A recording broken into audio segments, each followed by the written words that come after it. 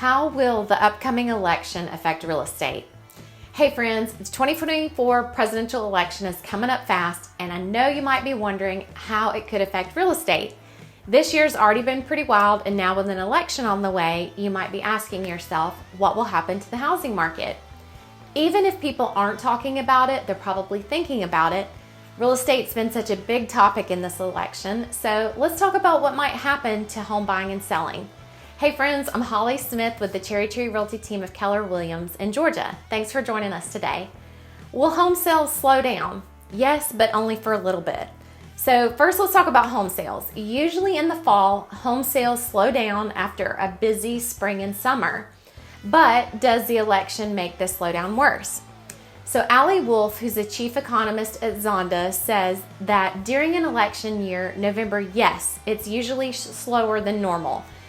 But people might be nervous about making decisions like buying a house when an election is happening. But don't worry, this slowdown doesn't last long. So in fact, history shows that home sales often bounce back in December and they keep on going up the next year. Data from the Department of Housing and Urban Development, or HUD, and the National Association of Realtors, or NAR, show that after 9 of the last 11 presidential elections, home sales actually increased the following year. So while we might see a slowdown, it won't last forever. All right, so what about home prices? They actually usually go up. So do home prices go down during an election year? Not typically. So Ryan Lundquist, he's a housing expert, says that the election years don't usually change the direction home prices are going. In fact, home prices usually go up year after year no matter what. According to NAR's latest data, after 7 of the last 8 presidential elections, home prices went up the next year. And the only time they dropped was during the big housing crash, which was a really unusual situation. So if you're worried about your home losing value because of the election, relax. Properties and prices usually rise, not fall. So what happens to mortgage rates? They might go down. So let's talk about it. The economy and politics are closely connected, and mortgage rates are a big part of both of those elements.